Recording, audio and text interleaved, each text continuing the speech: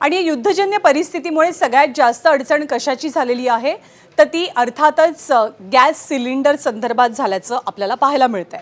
निर्बंध लादलेले आहेत म्हणजे बुकिंगचा जो कालावधी आहे तो वाढवण्यात आलाय, पण यामुळे एक प्रकारे नागरिकांमध्ये काहीसं अस्वस्थतेचं वातावरण दिसून येत आहे आणि ठिकठिकाणी नागरिकांनी सिलेंडर्स घेण्यासाठी गर्दी केल्याचं सुद्धा चित्र आहे। गोंधळाची परिस्थिती आहे। गॅस सिलेंडर मिळत नसल्यामुळे छोट्या व्यवसायांवरती परिणाम झालाय। नवनवीन समस्या रोजच्या रोज भेडसावू लागल्यात। काही ठिकाणी हॉटेलमध्ये थेट इंडक्शनचा वापर सुरू झालाय तर कुठे थेट चुलीचा आधार घेतला जातोय। खानावळींवरती परिणाम झालाय आणि विद्यार्थी अडचणीत आलेत तर बऱ्याच ठिकाणी सिलेंडरचा काळा बाजार सुरू झाल्याची सुद्धा माहिती आहे।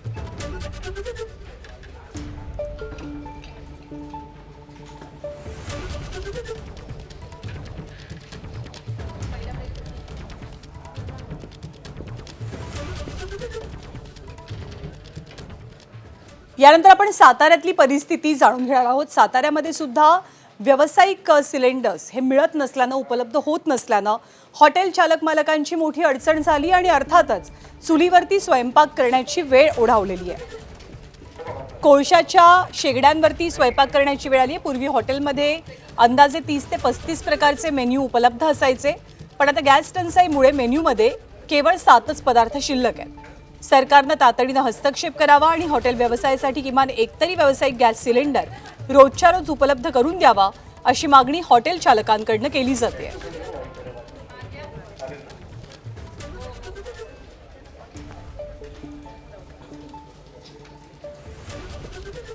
ताकाती युद्धामुळे गॅसचा तुटवडा सर्वत्र जाणवू लागलेला असून मुंबईतल्या माटुंगा परिसरातील प्रसिद्ध मनीस कॅफेमध्ये गॅस सिलेंडरचा तुटवडा निर्माण झालाय। त्यामुळे कॅफेमध्ये जे जेवण गॅसवरती तयार व्हायचं ते आता लाकडी चुलीवरती तयार होत आहे। कॅफेच्या गोडाऊनमध्ये 6 शाखांना जेवण पुरवठा केल्यामुळे सांबार आणि रसम सारख्या डिशेस सुद्धा लाकडी चुलीवरती बनवून विविध ठिकाणी पाठवाव्या लागतात।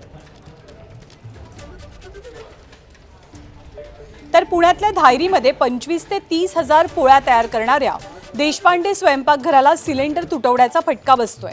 देशपांडे स्वयंपाकघरातनं पुण्यातील हॉस्पिटल, इन्फोसिस आणि विप्रो सारख्या आयटी कंपन्या सोबतच खराडी आयटी पार्कमधील काही कंपन्या, महत्त्वाचं म्हणजे नॅशनल डिफेन्स अकॅडमी इथे शनिवार रविवारी असलेल्या सगळ्या कार्यक्रमांसाठी पोळ्या पाठवल्या जातात।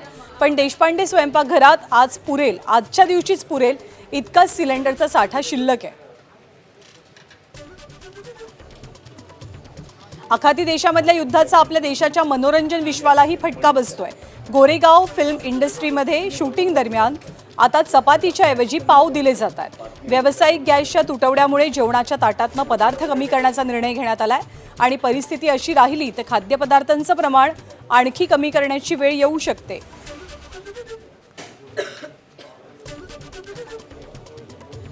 आणि आखाती देशात युद्ध सुरू असल्यामुळे परिणाम झालाय तो सुक्या मेव्यावर।